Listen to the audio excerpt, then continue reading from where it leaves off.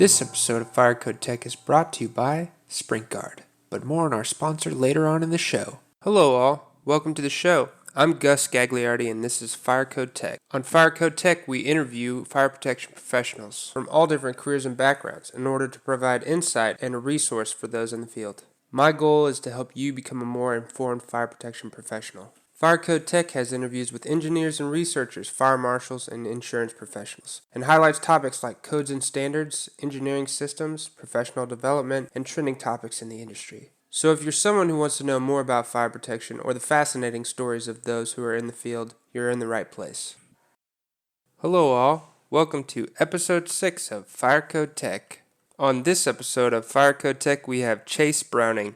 Chase is a deputy fire marshal. Chase has a unique perspective as a fire marshal because he was born and raised in the fire protection industry. He has had a variety of jobs ranging from sprinkler fitter to somebody who manages a fire suppression contracting firm. In this episode of Fire Code Tech, we get into what it means to be a fire marshal with Chase. Also, we talk about the perspective of a fire marshal and how that differs from an engineer or a contractor. Chase speaks a little bit about the methodology for investigating a fire. Chase talks about his role in being a principal member of the NFPA 13 Committee for Automatic Sprinkler Systems. If you're a big fan of NFPA 13 like I am, you're going to love this episode.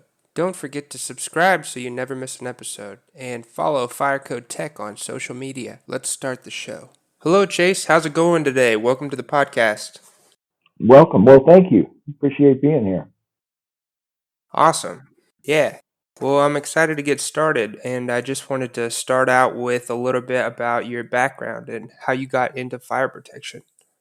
Cool. Well, I appreciate the opportunity to be a part of your show, and the first thing I tell people always about fire protection is, I grew up in a fire protection family, and to kind of frame it all, I had back in the day, I remember I had a fire sprinkler save lives bumper sticker on my skateboard when I was in junior high school. Wow, nice. My dad was a fire sprinkler fitter in the late '60s, early '70s, and so my brother and I, my older brother, we grew up in a family that was doing fire sprinklers, and that was kind of how we grew up, and so we had a family business for a lot of years, and we just grew up in that environment. And as I worked through the ranks of the sprinkler world, starting off just doing stuff on the weekends, and this is before child labor laws. I don't know, but we would do stuff on the weekends, and just kind of entered this career in fire sprinklers, and did that for a lot of years. And as I was involved in fire sprinklers for several decades, I got more and more intertwined with the runnings of the business, and all the way from layout to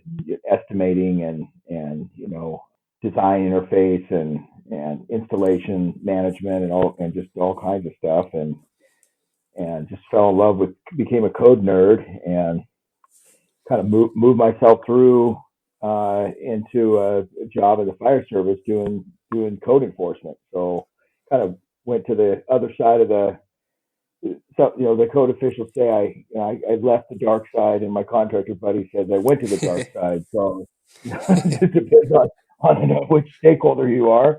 Yeah, depends on where you're coming from, I guess, there. I've always had a theory that code enforcers have just a different seat at the table. And my experience, I've been with the fire department now for the last 6 years, and it's that's true. It's the built environment has a lot of stakeholders and so much focus on the code official and the contractor, but there's other, as there's other drivers. The insurance, the owner wishes, the loss prevention policies. I mean, just all kinds of different voices that make the building happen when a building is built, and so just seeing all of that kind of happen as I grew up kind of pulled me into the code world, eventually, and that's how I kind of jumped into code enforcement. But I really value the time that I spent in the sprinkler industry, I'm real comfortable on the construction site, and real comfortable in a environment that, we're saying, hey, let's take this set of laws and rules and codes and turn them into a building, and let's Mhm. make the owner happy. And there's a lot there. Yeah, for sure. Well, it sounds like you have a very good background on the side of just knowledge about the codes, and your background in your upbringing was basically in fire protection. So you're basically born into the field. It seems like that's not an uncommon story. The more people I talk to, they either stumble into the field or they have some tangential relation to it from a family member or from somebody in their life. Yeah, I like hearing about your upbringing in fire protection, and that's really funny about your skateboard having the fire sprinklers save lives on it. I remember my old man pointing at my brother and I at a pile of pipe and fittings, and and a vice stand and a wrench. He said, "All right, we were in junior high school." He's like, "Okay, pull all those fittings apart," and so it was pretty daunting. Like, oh, what does all this mean? I want to mention one thing about code. I don't know if this happens to every person in the sprinkler world that lives in the installation side of things for any time in their career, but it's happened to my old man. It certainly happened to me, where you're in the middle of this project early in your career, and someone says, "Hey, what's this building going to be?" And you're cranking widgets. Your job is to lay out pipe. And I was in my early 20s, and I'm running around installing the system. And someone says, "Hey, what's this building going to be?" I'm like, I have no idea. And I've never forgotten that I had no clue, because I was focused, Yeah. rightly, on making the installation happen. But later on in my career, circumstances pulled me into, needing to know more about when do sprinklers or standpipes or fire alarms, when do these systems get installed into buildings, and for what purpose? And so it broadened my horizons a little bit, and that's kind of how I ended up being more of a code nerd. Yeah, I think that's a great point. I wanted to touch on that from what you said earlier. I started out as a fire suppression designer for a contracting company. So I understand what you're saying about the perspective shift from somebody who's more ingrained in the codes and somebody who's, concerned about getting the sprinkler system designed and ready to go.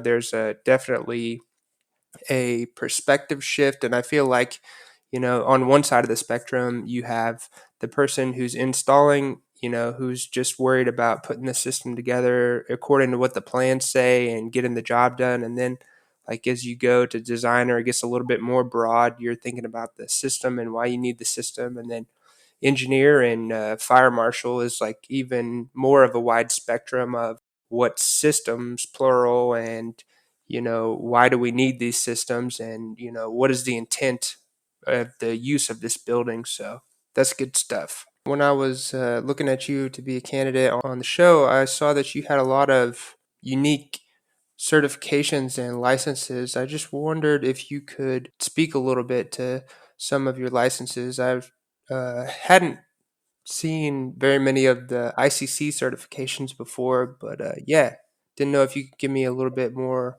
on that. Okay, yeah, the ICC, the International Code Council, publishes, as you know, the International Building Code, International Fire Code, and since 2000, when they first came out, there's been quite a sea change in consolidating what codes states use, and so a super majority of states across the United States and other parts of the world use the I codes as a basis for how they build buildings and more. So knowing that a majority of the states use the ICC codes kind of compels a lot of building departments and fire departments to seek out candidates that have some of these some credentials that are published by these model code groups. So I have a handful of certifications that are based on testing that anybody can get. I don't enjoy testing, but I don't know anybody that does like to test. But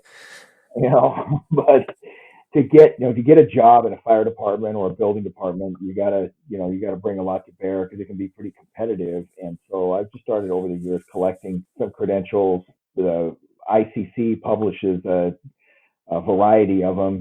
Currently, I have a fire inspector 1, fire inspector 2, fire plans examiner credential certification, a newer one called the commercial fire sprinkler plans examiner certification, and to do plan review and inspections in Oregon, we're required to have the same stuff that the building officials have, which is a building plans examiner certification and a commercial building inspector certification. So these are all things that you don't have to have in a lot of areas of the country, but to professionally develop, I think is good for everyone. And for me, certainly it was always desirable to always, raise the bar for myself and try to get more stuff. And there's so much expected of code officials that, the public has this expectation that code officials know all this stuff. And what I always tell people is, listen, we have a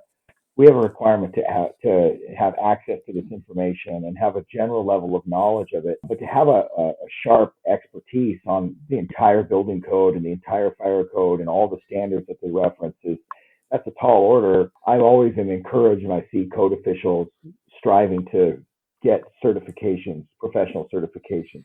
Many times you need them to just get the job, and there's communities where you actually don't have a statutory or administrative requirement to even hold these certifications, but it's always a good idea to have professional designations.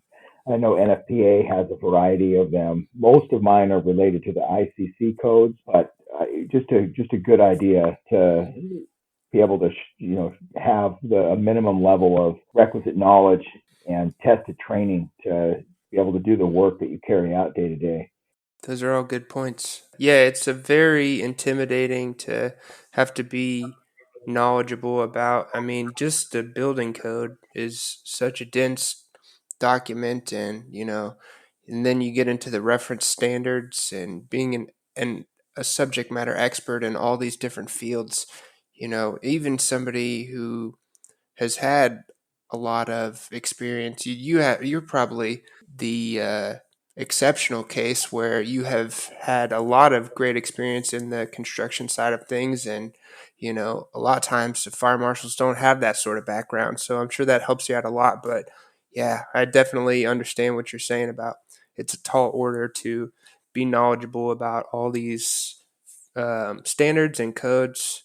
Well, one of the upsides to the codes and standards getting, you know, thicker and bigger every 3 or 4 years whenever they come out is a lot of the interpretive stuff gets addressed through the standards and codes development process. So I remember years ago there was, when like NFPA 13, the installation standard for fire sprinklers was half the size it is now, or even less. And people and opinions vary about whether that's a good thing or a bad thing. That the codes and standards now address tons of stuff that they don't have to. Some will say, and others will say, hey, these standards, now finally address these gaps that lived in these codes for years, where they would, cover basic stuff, and there would be pieces that the codes wouldn't address. And then, of course, it comes out during the design, or during the bidding, and into design and into the installation phase of these fire protection systems, that these codes don't address X, Y, and Z. So let's fix it in the codes, and then you get a new chapter or you get a new section that has that address whatever gap that was there. So I'm always encouraged by the people being involved in the code development process, because it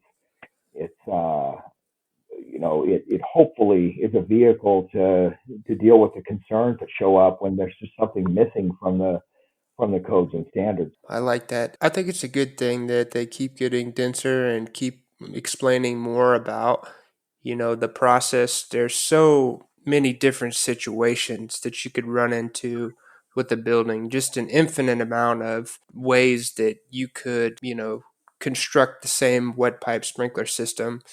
And so I think that more information is usually a good thing. That does raise the barrier to entry for those not as well versed in the code books, but I think it's a good thing. Yeah, absolutely.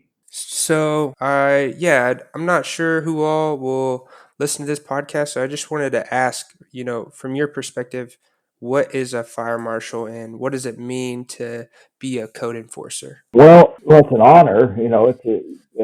Fire and police are trusted members of the public and looked upon as very trusted by the public. And to be uniformed fire personnel is an honor and a responsibility. It's interesting. There's a correlation between fire sprinklers, and even other fire protection systems being this weird, uncommon thing that lives in a building and during construction where other trades will say, "Hey, there's fire sprinklers in this building. I didn't know there's fire sprinklers in this building." And of course, there's more coordination issues, etc.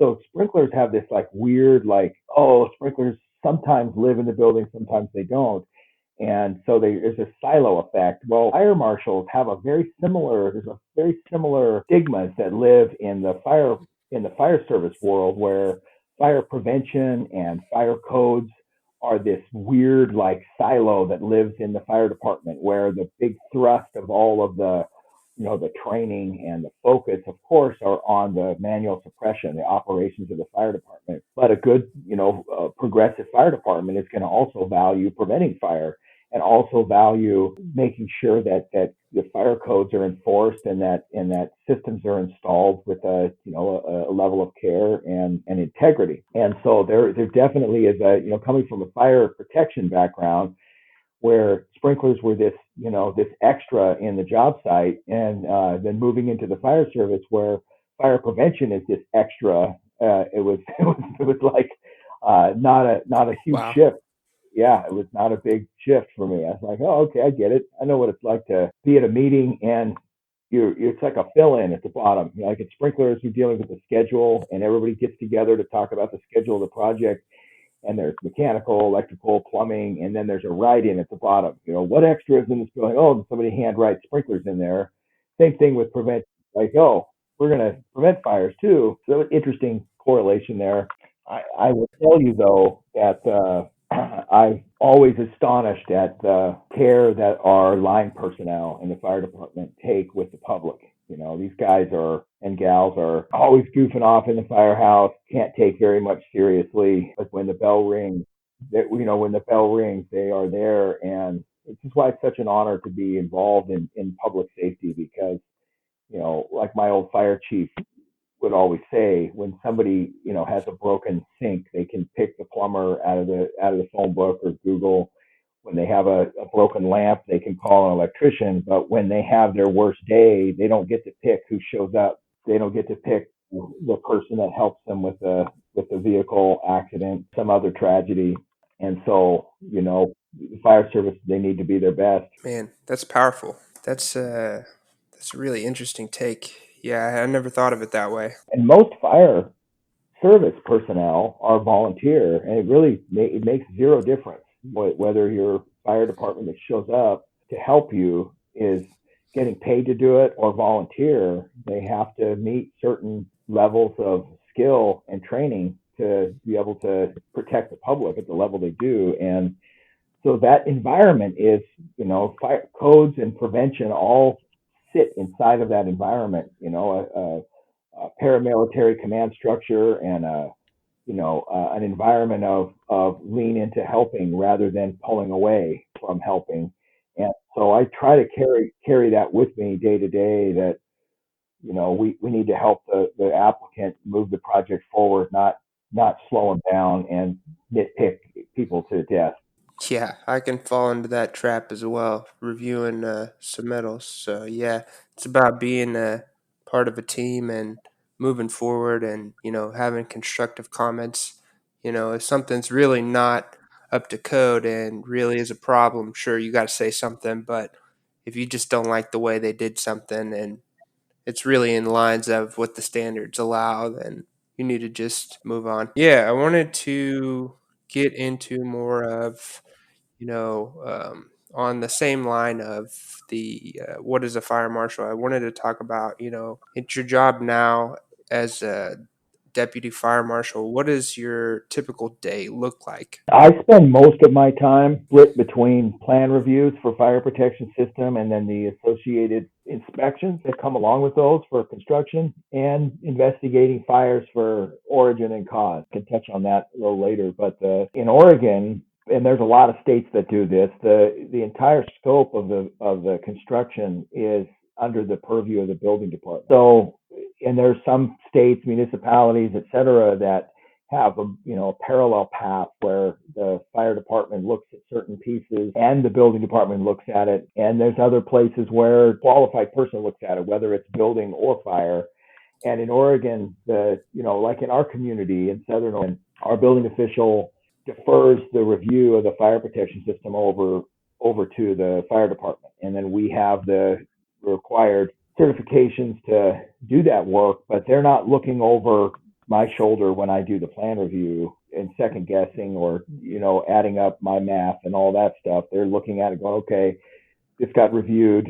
We're going to move it forward. Here's the comments. And they support that, but they are the permit agency. So my day to day is having stuff routed to us at the fire department from the building department, and we look at it and we route it back. So I spend quite a bit of time with that, and like you'll hear from a lot of code officials, we spend a good chunk of our time dealing with the same contractors that just don't seem to get better. A lot of folks do that. Half the contractors just don't seem to improve on what they do. And then a few really are shining examples of, doing it better than we did it the last time. And you can't let it sour you, though, if you're dealing with, you'll give a list of corrections to a contractor on a submittal, and next project, couple months later, they submitted, it's got the same issues.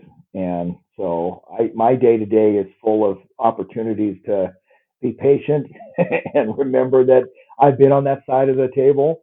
And Wow. Yeah, I definitely know what you're talking about, and not letting it, the experience of writing the same comments jade you to, the interface with the contractor. That can be a frustrating scenario when go over, this is why we can't do this, and here's the reason in the code, and you have a list of comments, and then months go by, years go by, and then you're working with the same contractor again, and it's just a subpar submittal, and you're like, man, this can be just rough. So yeah, I know, I resonate with that for sure. I had one submittal I don't know, a couple of years ago where we just made some routine comments, and I get teased by my colleagues because I still kind of think like a contractor. So I'll try to take a quick peek at the submittal and see if there's any big ticket items. And, I'll shoot an email over to them and say, hey, here's some stuff. We haven't done the full review yet, but we've done enough of the review to where you can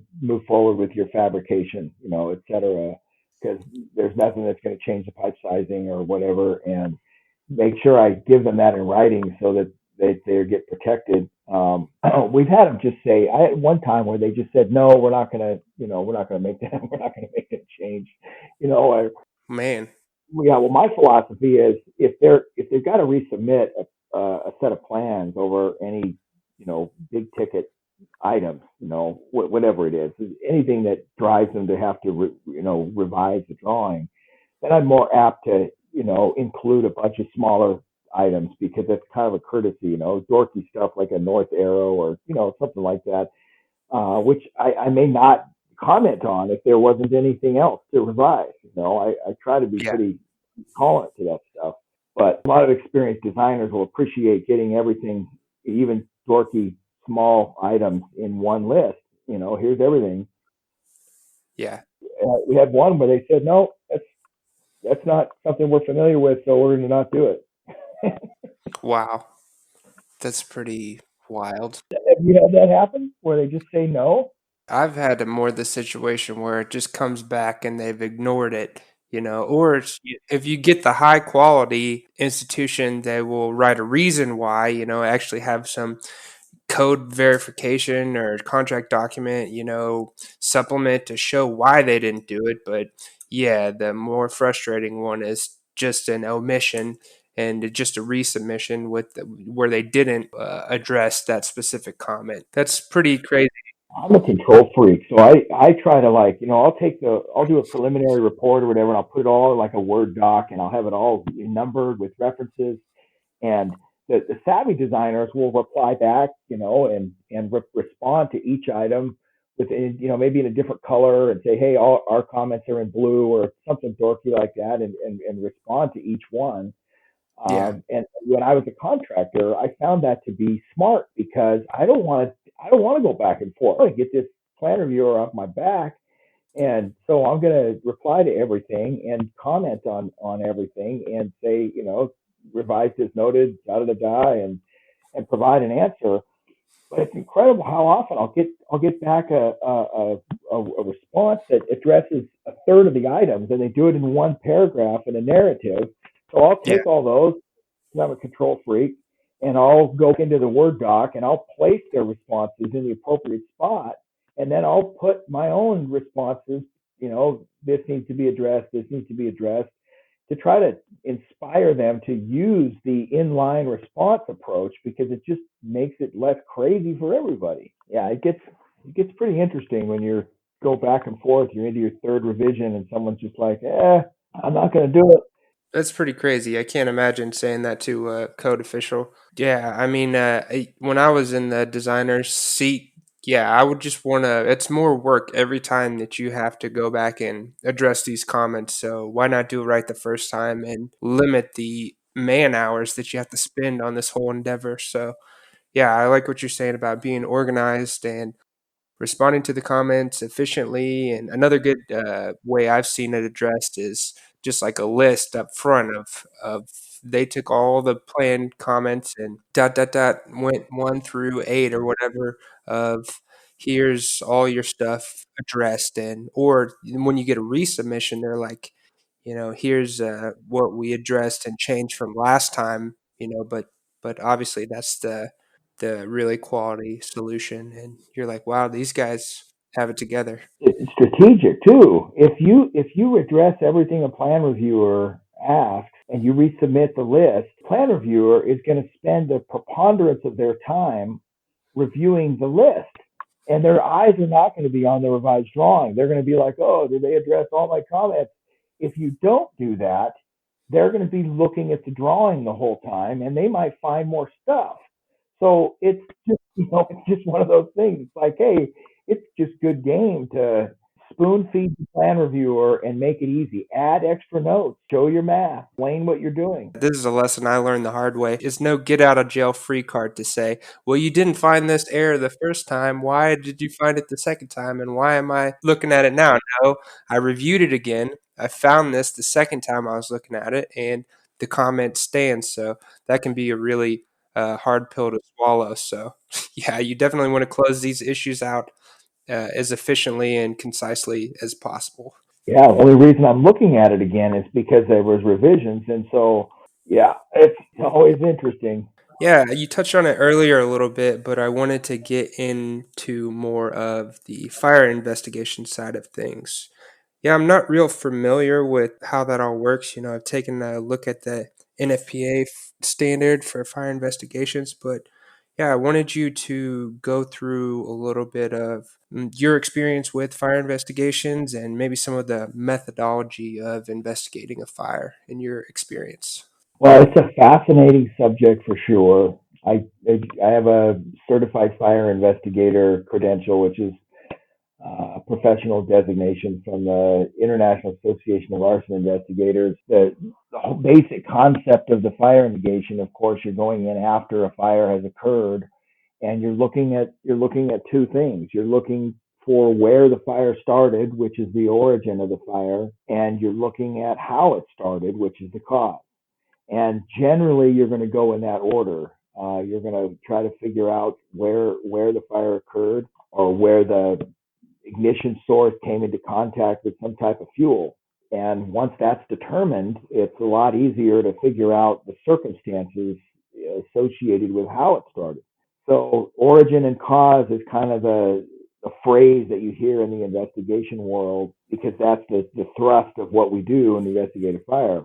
I've been doing fire investigation for about 6 years at my fire department, and we do a lot of training for investigation. There are pockets of the country where the primary fire investigator for the public is law enforcement, and there's others where it's fire service personnel. And I'm in a state and a department where fire service personnel investigate the fires for origin and cause. It can be as simple as, because most fires all start small. It can be as simple as, a stain or a black garbage, on the top of a stove, to a completely burned down structure that burns all the way to the ground from the exact same circumstances as a small little kitchen fire. Just they all start small, and different factors contribute to the severity of the fire.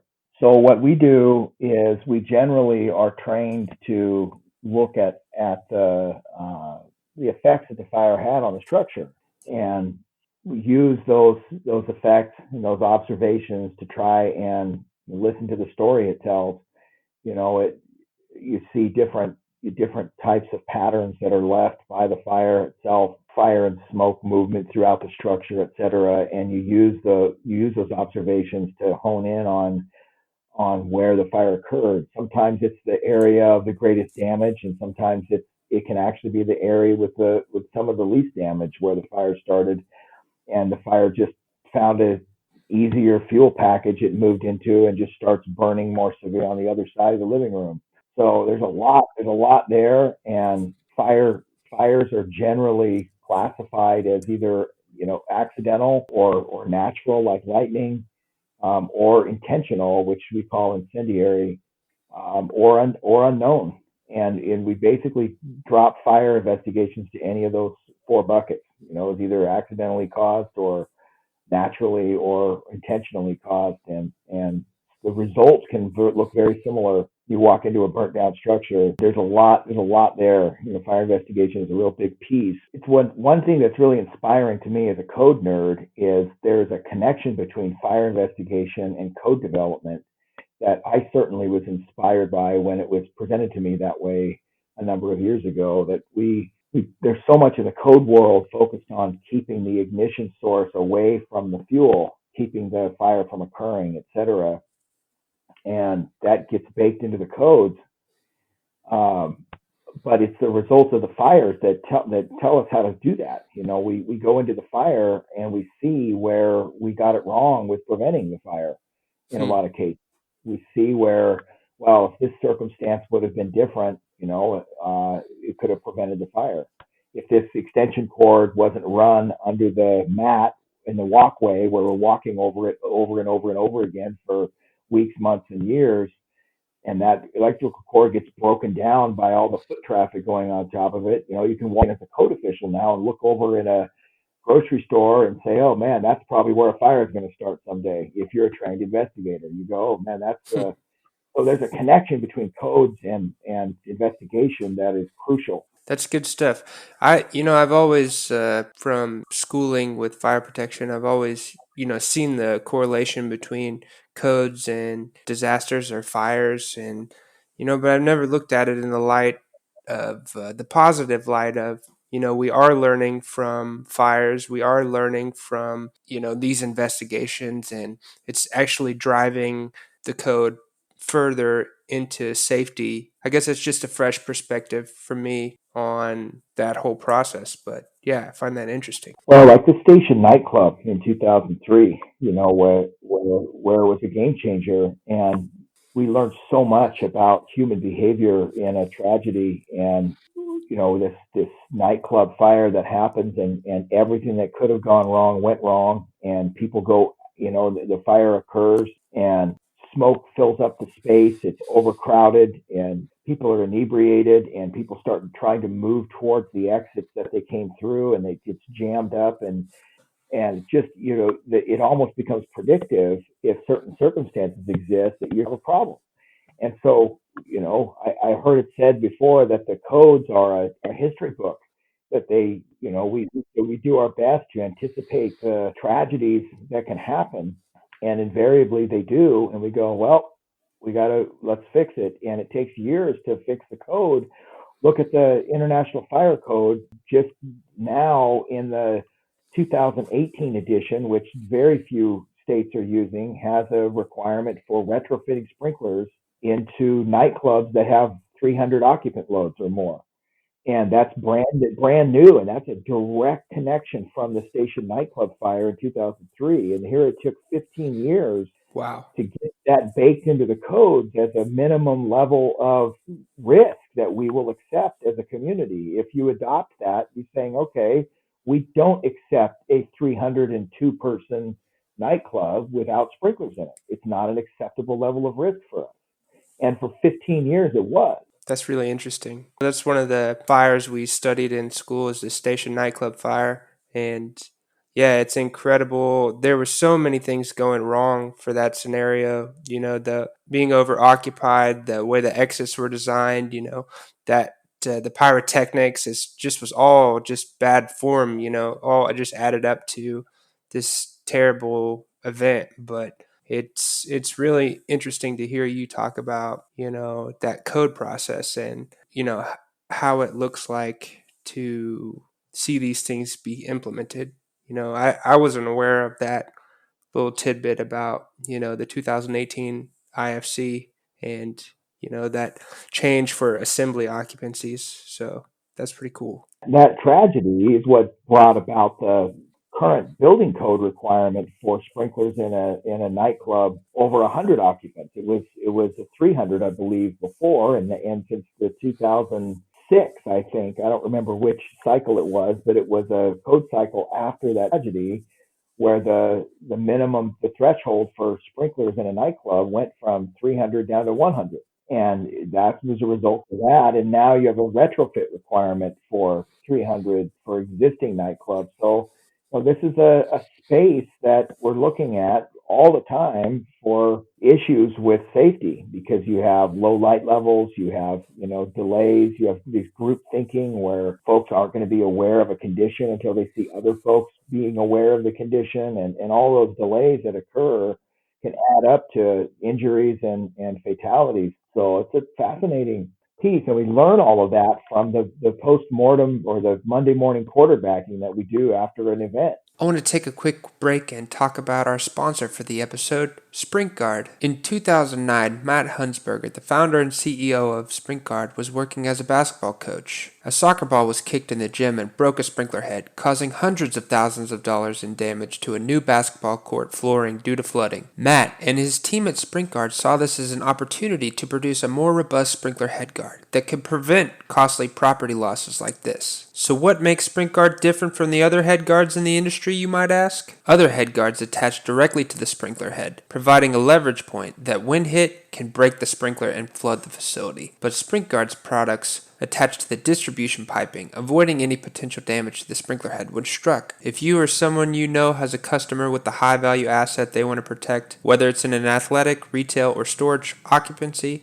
look no further than SprintGuard. These head guards are UL certified with dozens of sprinkler heads from trusted manufacturers like Reliable, Viking, and Tyco. Go check out their awesome impact demonstration video and learn more about their products at SprintGuard.com. There's a link in the show notes. When you contact SprintGuard, be sure to let them know you heard about the product from Firecode Tech. Let's get back to the show. Well, I think that's a perfect time to transition into, I wanted to get a little bit of history or your experience with the development of codes and standards. I know that you sit on a couple of committees for NFPA, and yeah, I was interested in hearing a little bit more about that. I think now's a good transition time. I'm a huge fan of the NFPA standards development process. I think it's so public focused and public available, public accessible. It's always been inspiring to me. I haven't been involved in the committees for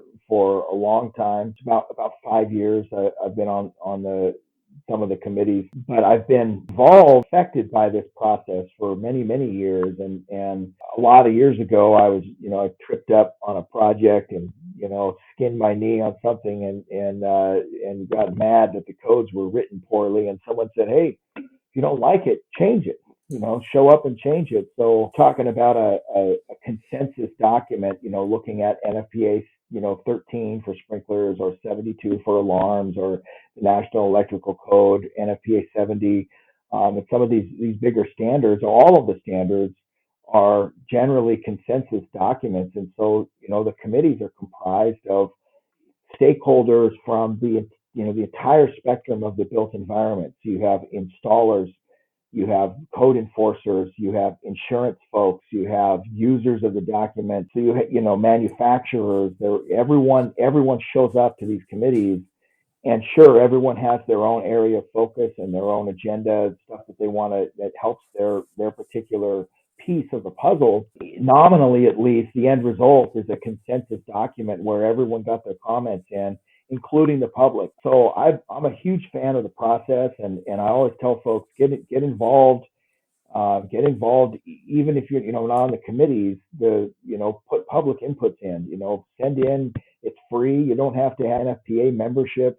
You can just send in a proposal and say, hey, this stinks. Here's what needs to change, and here's my reasoning behind it. And then follow your input through the process. It's public driven. NFPA does not publish or does not write these documents. The technical committees that oversee these documents are responsible for the content in them.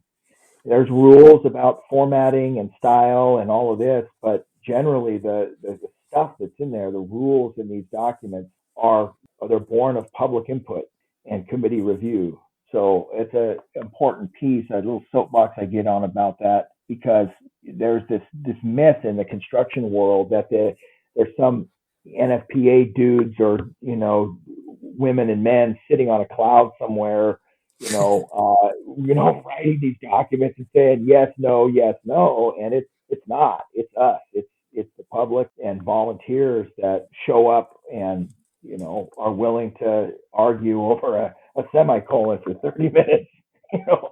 That's some unique insight to the process. Yeah, I think before I, started interviewing people for Fire Code Tech, I didn't understand. First of all, one of the things you touched on was that, there are seats reserved for people in different user groups. Like there are seats reserved for people who, like yourself, are fire marshals or code enforcers. There are seats reserved for insurance professionals. There are seats reserved for, the installers or people who own buildings. And so that's has a varied perspective. We talked a little bit about perspective and how that's important and how you see the code and how you see the fire protection process. But yeah, I thought that was a good point you touched on there. Well, it takes a while too. It takes a while for stuff to happen in the codes. It's a cool process. Definitely not this preordained anything. Something will show up in our world, and it'll take years for it to finally get baked into the codes. Yeah, and I think another good point is that, yeah, if you don't like it or you think something's not said well or not described effectively, write NFPA a note about if something's not right or if something's not the way it should be. If you don't get involved and let them know, it could go under the radar. I'm lucky enough to work with a fire protection engineer that's diligent about, being involved, trying to be involved with that process, looking at when NFPAs are open for public comment and putting it out to the rest of the team. If you have an issue or you see something that's not right, let NFPA know. Right now, all of the for sprinklers and alarms, all those standards are open for public comment. The NFPA 72 for alarms and all three of the sprinkler standards, 13, 13D, and 13R, they're all open for public comment right now. And that's a critical piece. Even if you weren't, if someone in the public or another stakeholder were not involved in the inputs for the next edition, please get involved for the comment phase, because right now it's all the public inputs came in and were put together, packaged up, and considered and argued over, et cetera. And what's come out of the oven is the first draft. And so there's all these first draft revisions that need comment, and the committees will listen to the comments it's crucial. Like a big ticket item right now is the first draft revision to treat cardboard as encapsulated in storage, and Wow.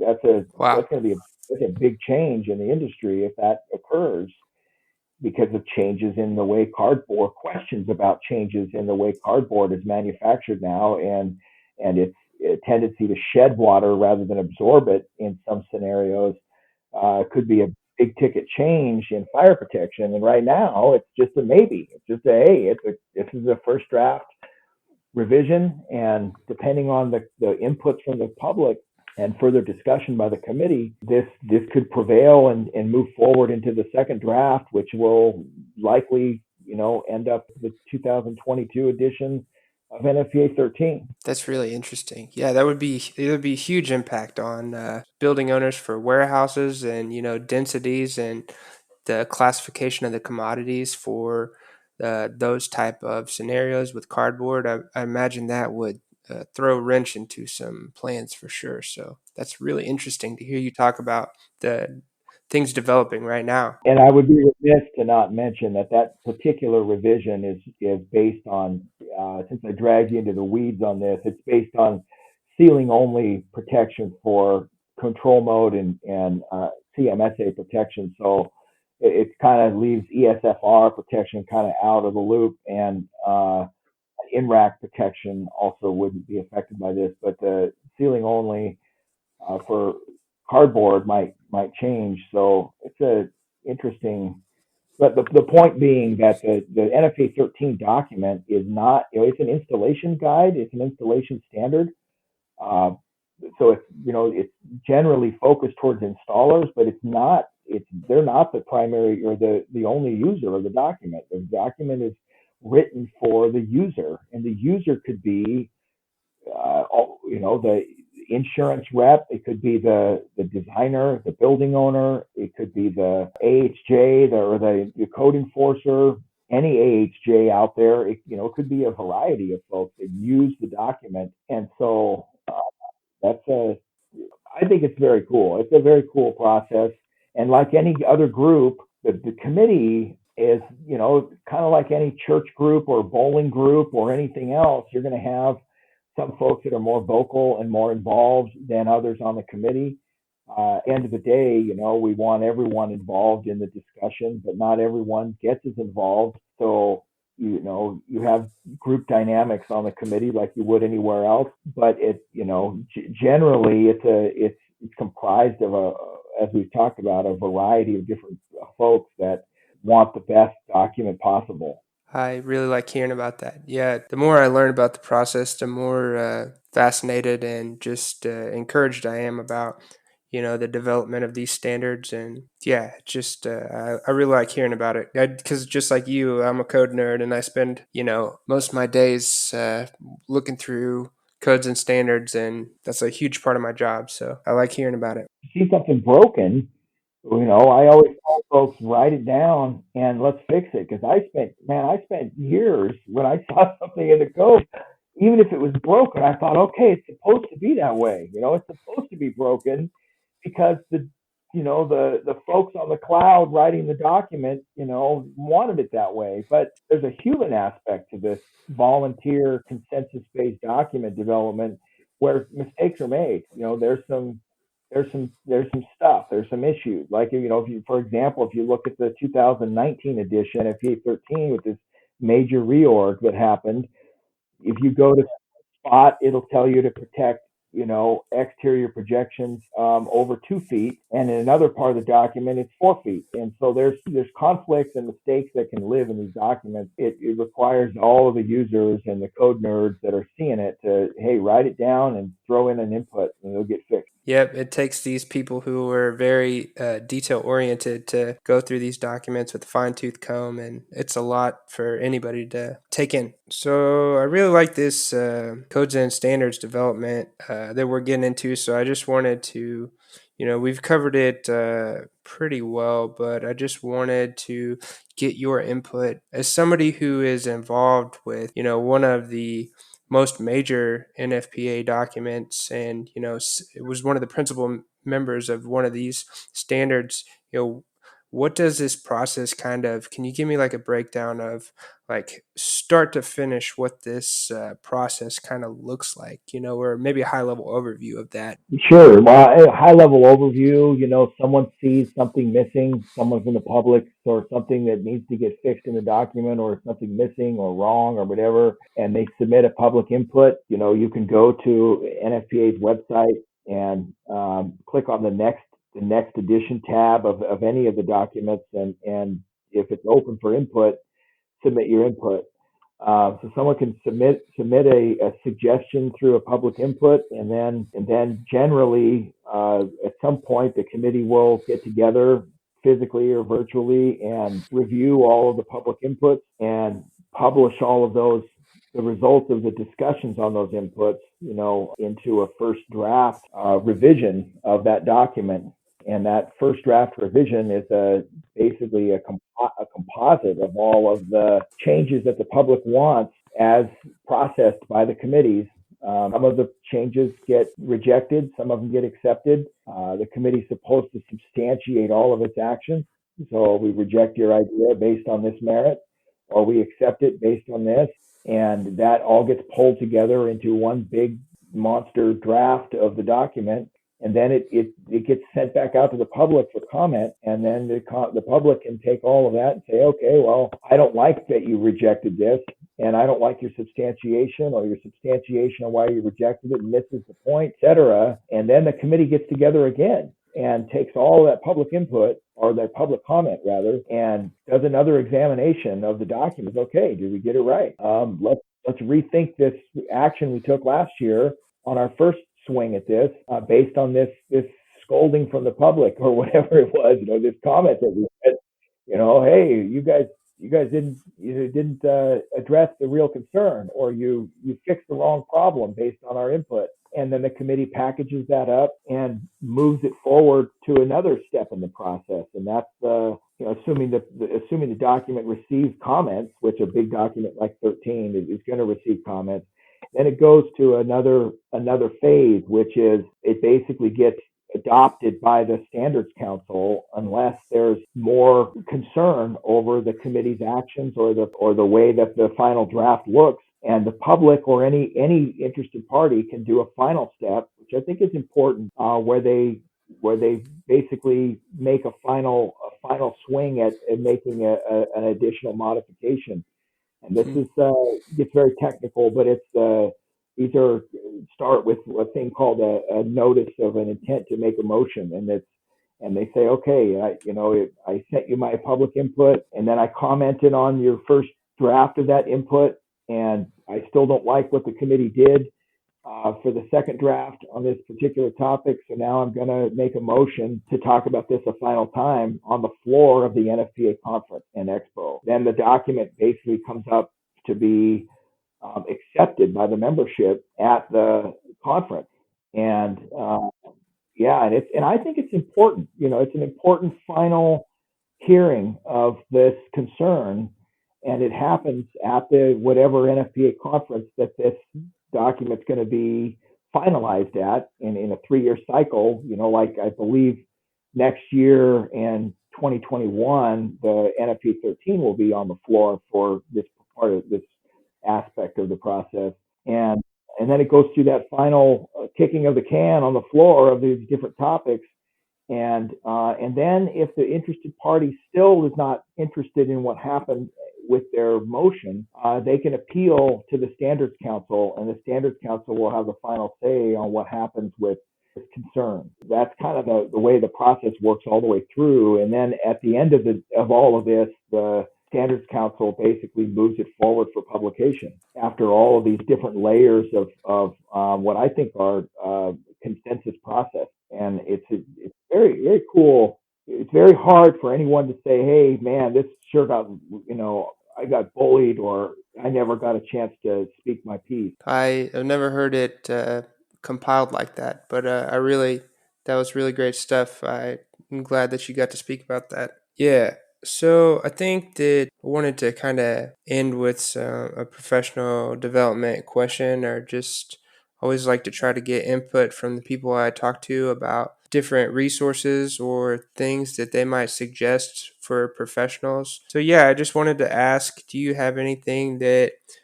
you think would be a good resource for somebody in the industry, or a place you would go for information, or just yeah, do you have any tips? Yeah, I always encourage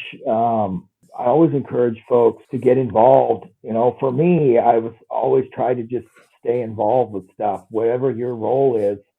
There's associations where folks get together and they need involvement, they need help. The enforcement side of things, there's regional code groups, consortiums of code officials that get together every month or two to make sure they're all enforcing things in a similar way, or understanding the codes or being involved in the code process.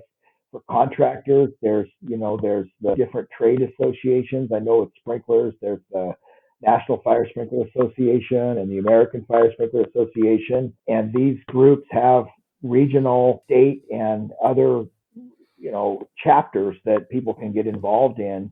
And it can be huge for learning about the trade that we all love, whether it's sprinklers or alarms or whatever, or enforcing those fire protection systems if you're a code official. So I know NFSA and AFSA both are very involved in being connected to stakeholders in sprinklers, the installers, the contractors, and the authorities having jurisdiction. So get involved locally, get involved with the code process. If you've been doing contracting for a little while or plan review for a little while, you've been frustrated by something in one of these documents. You've been wondering why it is written the way it is. Probably could offer something to fix it or make it better. Get out there and do it. I remember sending a public input in a number of years ago, and I was nervous, and I was like, I think the committee rejected it, and I was like, you guys suck, like I can't believe this happened. But I saw an issue and I put it out there. And so being involved is important. That's advice I would give to folks, and reach out to your associations.